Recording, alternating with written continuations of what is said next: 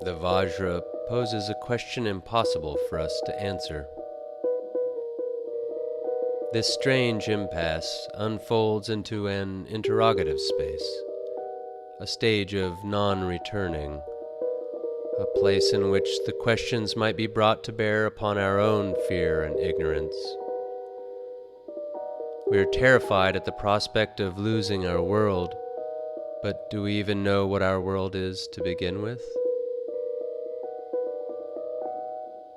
In this interview without answers, we hope to create an engine of compassion in the motion of our questions, one that might seek without needing to find, one that will help us cooperate without coercion, one that might continue in its curious opening.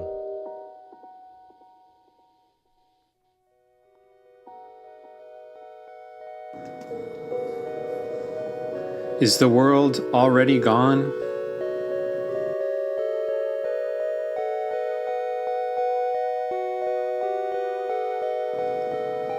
Does the dream know it?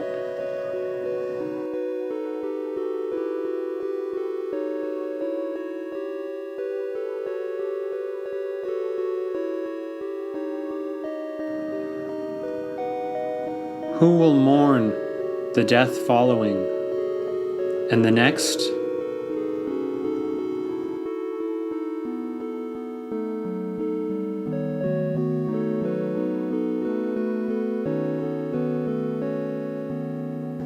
Can it be transformed into something unrecognizably beautiful?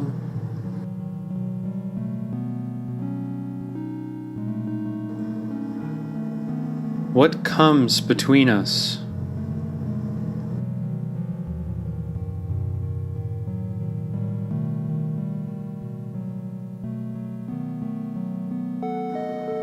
Where will you find a weapon that doesn't hurt?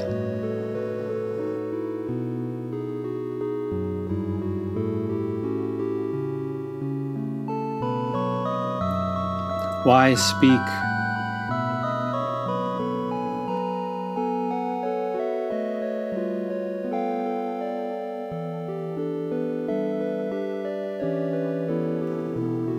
Can a sentence set you free?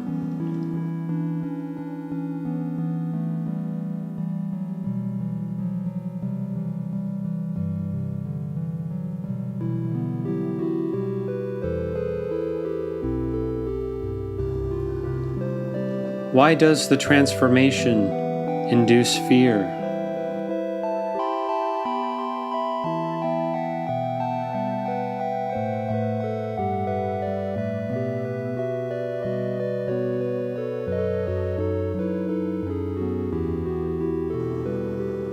Is the question empty?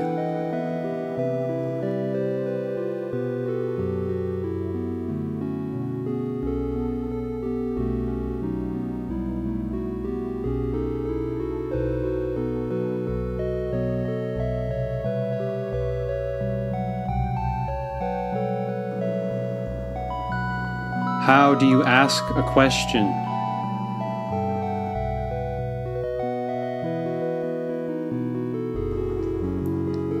How do we cross the unspeakable divide?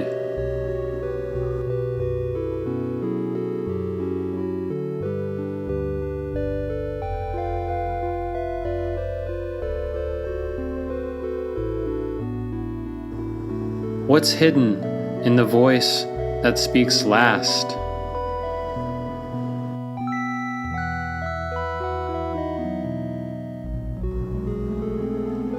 How can you tell hearing voices from having one?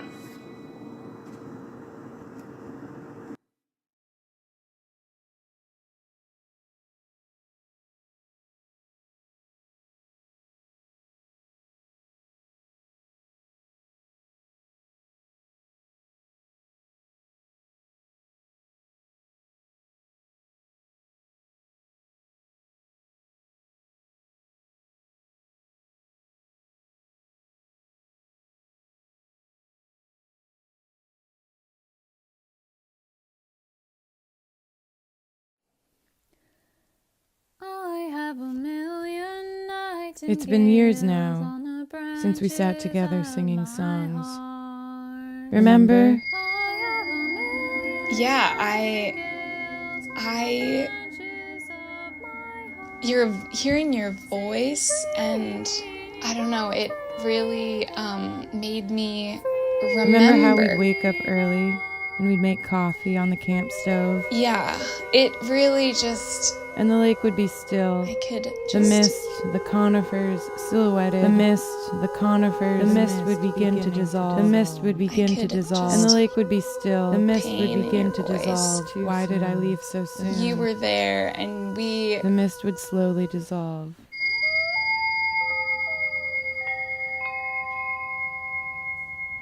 I am trying now to imagine this place without us. Whatever makes a voice was here long before us. Sound is older than the earth. Sound is older than light. These sounds continue to move, the background radiation of the universe. It is the cosmic imprint between star formations. These sounds, in the background radiation of the universe, that is moving through us.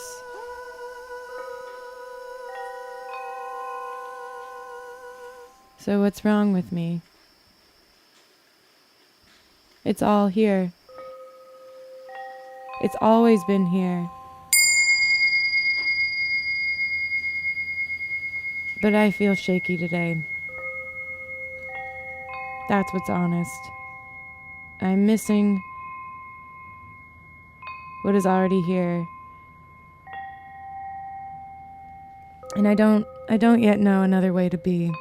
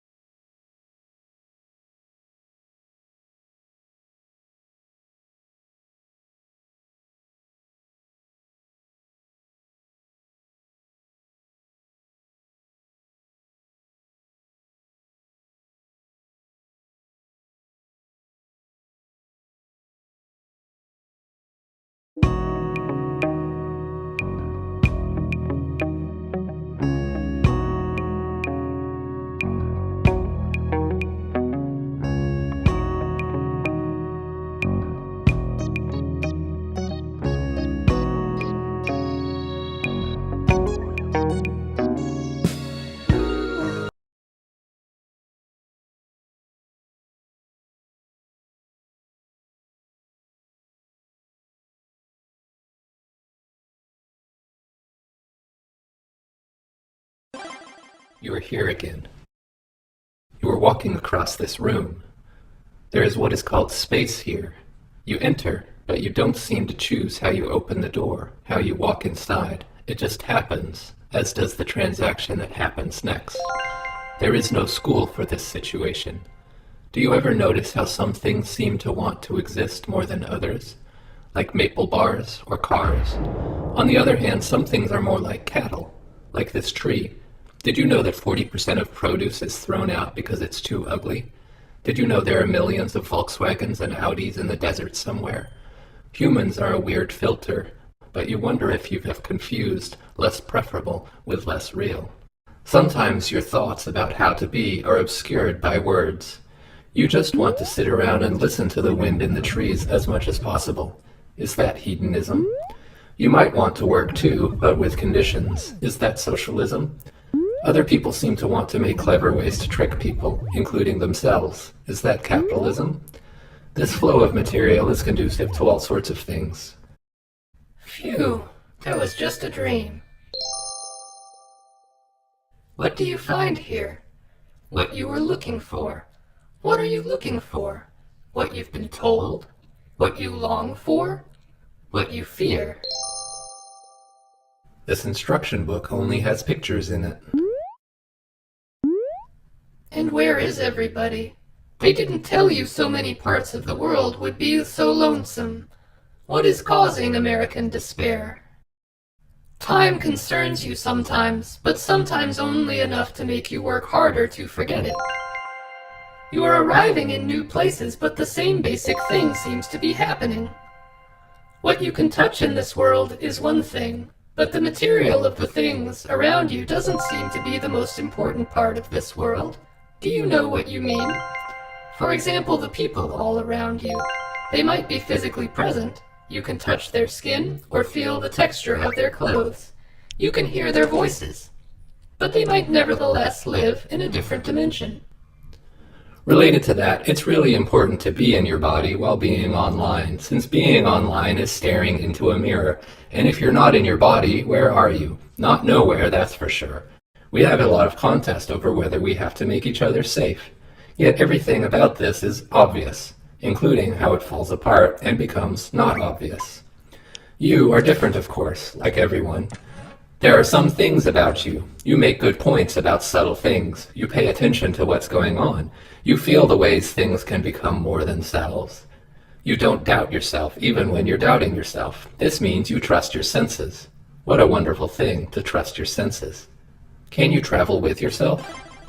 Everything that has happened so far leads you to believe that none of this matters, and none of this is real. And even though you know with a visceral certainty that this is not true, you are deeply committed to both feeling, the feeling of it being real and the feeling of it being unreal. Are the things you read about in history real? Are you real? I'm pretty sure you are real.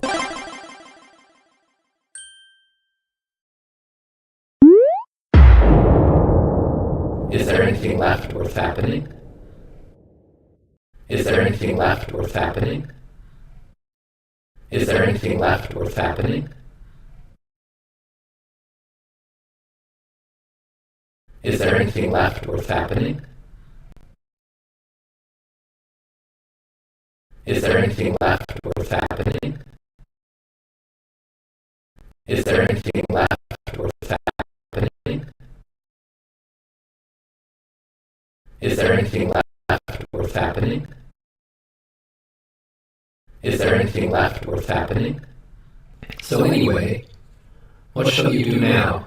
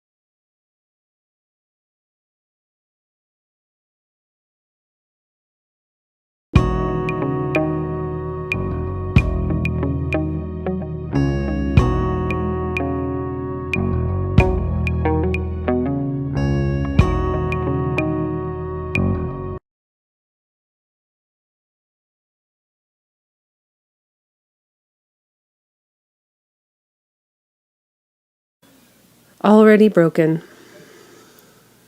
What is real? So often I feel like I'm just watching. I am an observer. But what of these observations is real? Expectations of adulting. Is my job real? Does it really matter? If I do my hours, can I go home and do what really makes me happy? Are the things that make me happy the real things? Could it be that the only difference is just how I feel about it? Are my worries real? They feel bigger than me, like I am the ant, and they are the people speedwalking at the park. Are my visions of my future real? Could it be possible that I am already waddling around in my muumuu, while simultaneously running around my childhood home in my baby body birthday suit? If it is all happening at once, if it is just starting and already over and also right now, then what is real in this moment? My curiosity, my patience, the constant resistance. Could all of these questions just be statements? What is a moment but all of time? In the Book of Form and Emptiness by Ruth Ozeki, there is a story about a Zen nun and her dying teacher. One day while bringing her teacher tea in his favorite teacup, she trips and drops the cup. As it is falling to the floor, she is horrified and worried And as she starts to apologize, her teacher says to her, "Already broken." People often talk about themselves as broken. So then, by this measure, are we already broken at birth? And if we are already broken, then perhaps we are also already healed. In Ozeki's story, the cup does not actually break in the scene where it is dropped. It breaks later on in the story, during an earthquake, after she has inherited it from her teacher. It breaks after receiving the wisdom that it would one day, in fact, actually break. And so when it is actually breaking, her grief is softer and grateful. Already broken. Already broken comforts me. Already broken is already doing the things I want to be doing instead of constantly resisting what I know I have to do. Already broken is that those years have already passed, and I'm already at the place in my life where I have freedom and autonomy. Perhaps then I can just soften my grief right now. Perhaps I can be grateful for my adult life that is, in fact, already amazing, including my job that I do not hate nor love, but consider a waste of my precious limited time. But now time is endless and abundant and already complete. Perhaps this is why I always paint the same sunset, ocean, or forest, because I am already there. Perhaps already broken is the promise I so desperately seek.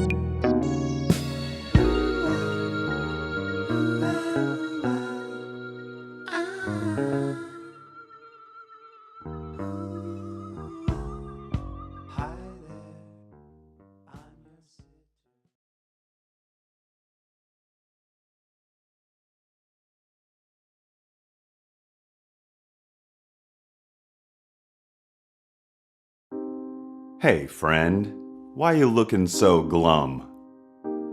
Oh, we know. Feeling a bit deflated? Lost some of your giddy-up? Your holy weapon has lost its edge, huh? You want to, but you can't. Vajra. Chances are your partner has noticed it too. The spice is gone. There's just no magic. They're wondering where he went, that white knight they fell in love with. And you're wondering too. Vajra. It's just a phase, you think. I'm just exhausted. But if you're so tired, why can't you sleep? This can't just be a one-way path of decline, you think. Oh, but it is. That is, of course, unless... You search your mind for remnants of the lost hero you once were. Suddenly, you see yourself as if from without in this sad diorama, clutching your tepid tap water and feel a pang. You stagger to the garage. There they are. It's been a while since you were able to swing the stick like you used to. Now you don't even bother trying, do you? But tonight is different. You reach out nervously, wondering if you're still worthy to wield it.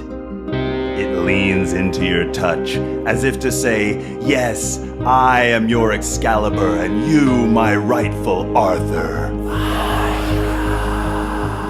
Just having it in your hands, you remember what you were once able to do with it.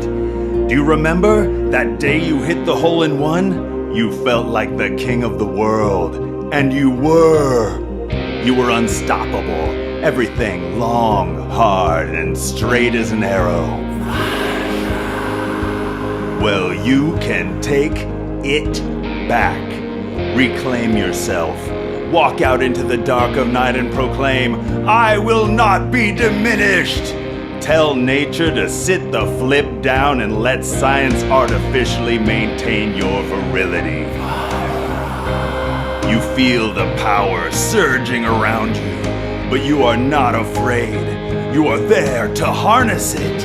You are the hero of your own story now.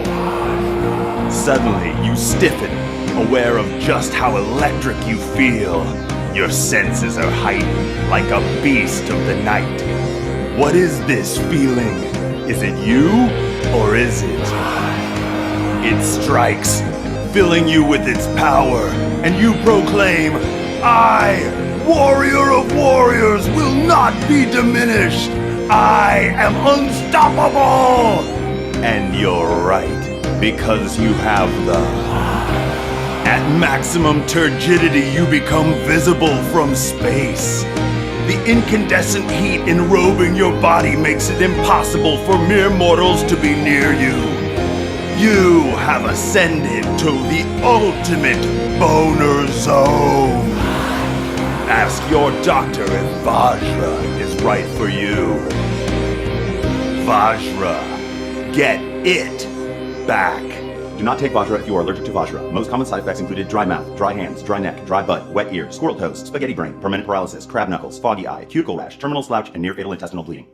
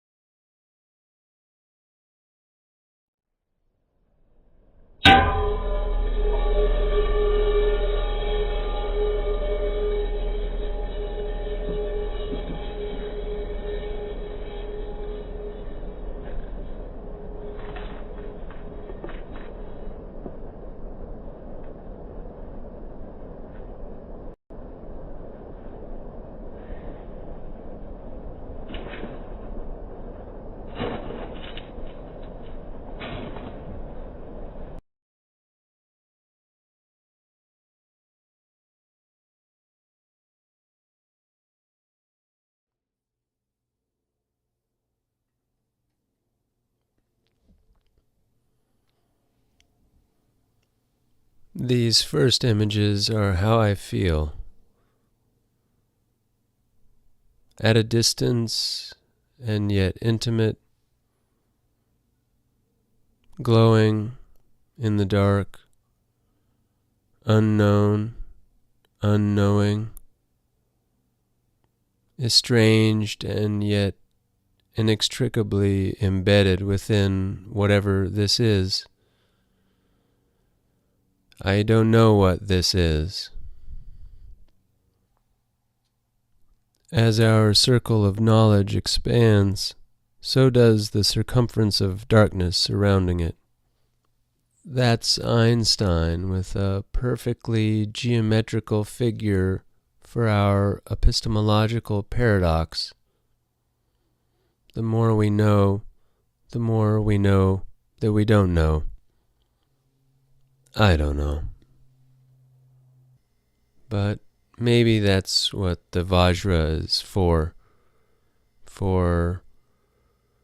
engaging with ignorance and fear, not to get rid of it or destroy it, but to use it to become more curious, to find out what does survive all this destruction. In the meantime, I offer these images of light, soft light, and life. They are my talismans of softness.